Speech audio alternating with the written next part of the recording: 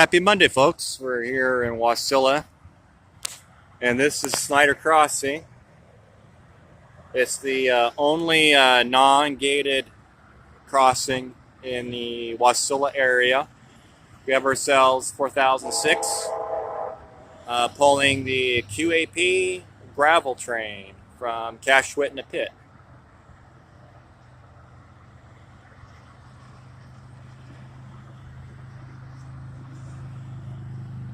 The sound isn't going to be the best. I do apologize.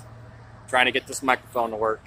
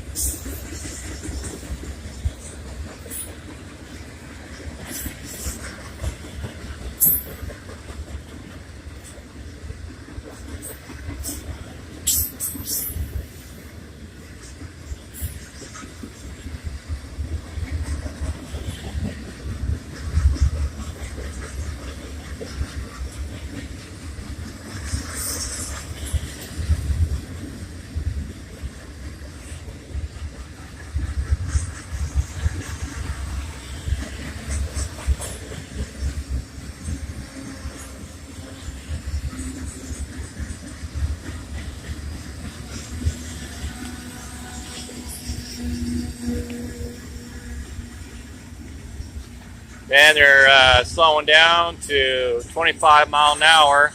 They have a head-in restriction for Goose Bay Crossing.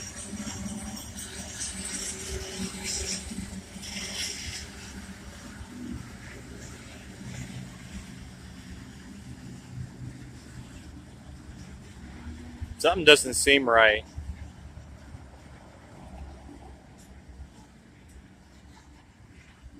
Oh my, we're coming to a stop. Okay.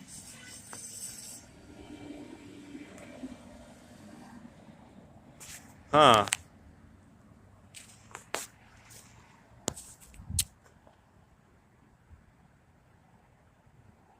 Well, that's odd.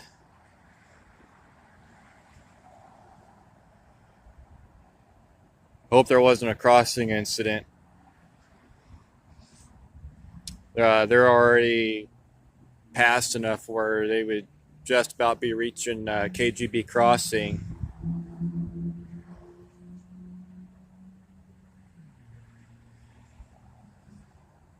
Well, while we're waiting here for a few minutes, let's look at these gravel hoppers a little bit closely.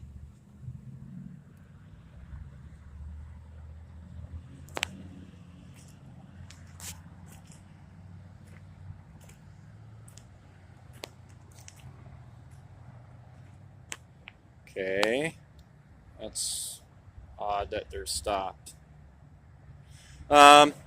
So for the modeler out there, take a look at these hoppers here. I'm sorry, I don't know too much about them. I know some of them were built in the well, this one says built in June of '82. A lot of these cars were secondhand. These aren't the old Alaska Basic Industry hoppers. I'm sorry, as mentioned, I don't know much about these particular hoppers, where they were from originally. I do know that these were rotary equipped, or I should say they had rotary couplers. So in their past lives, they would go into a rotary dump and they would turn the cars over upside down and dump out the contents. Rapid discharge, if you will. And that's what I've been told by many different railroad friends of mine there in town and along the railroad.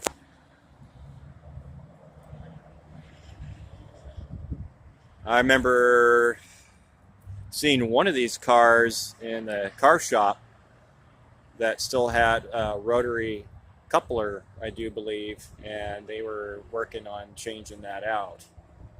They're pretty beat up, some of them, but they still work. They're mainly used for gravel service.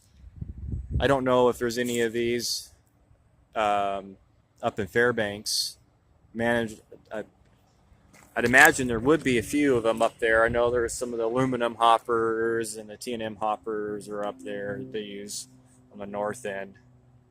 And these cars are going to be put into storage here soon, and we won't see them till next winter. Sometimes if the car shop in Anchorage is too busy, they'll send cuts of these gravel trains to Fairbanks, and they'll do repairs on them in Fairbanks, and they'll get brought back to Anchorage in blocks. There's two different gravel trains. There's the ASNG, and then there's the QAP. And this is the QAP, QAP meaning quality asphalt paving.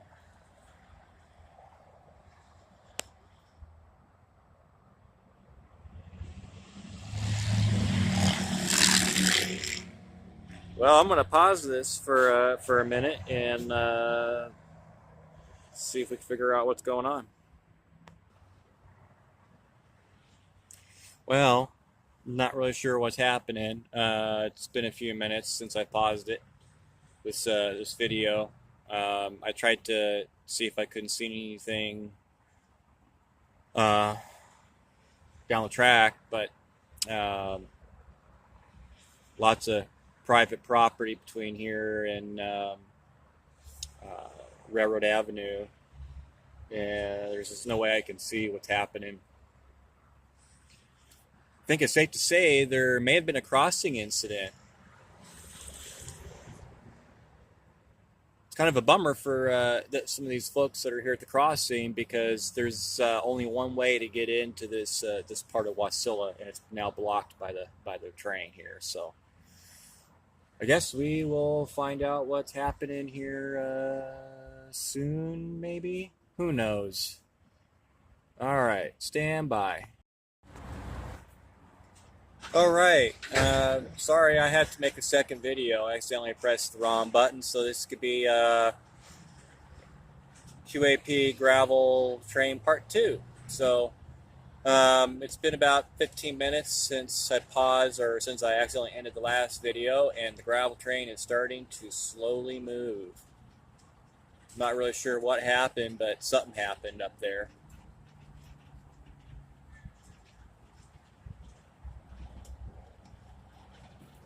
That's something that I can find out pretty easy.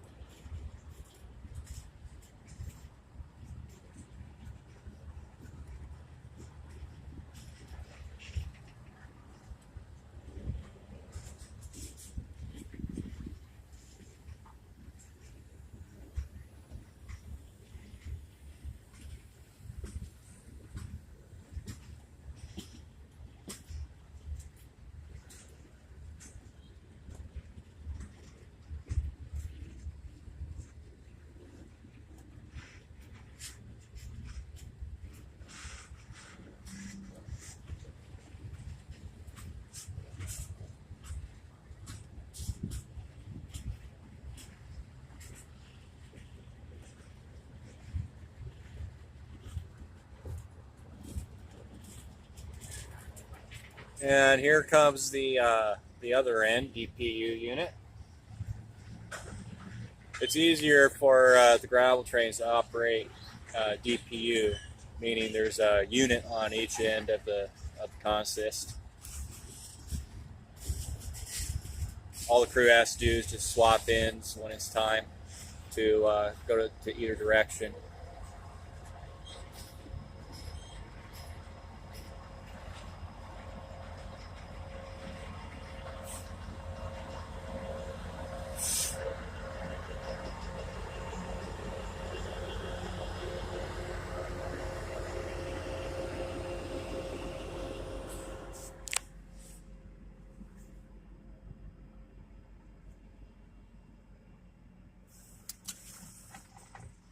Spirit of Wasilla.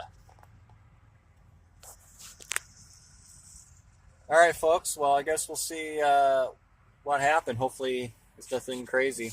Thanks for watching. Have a great day.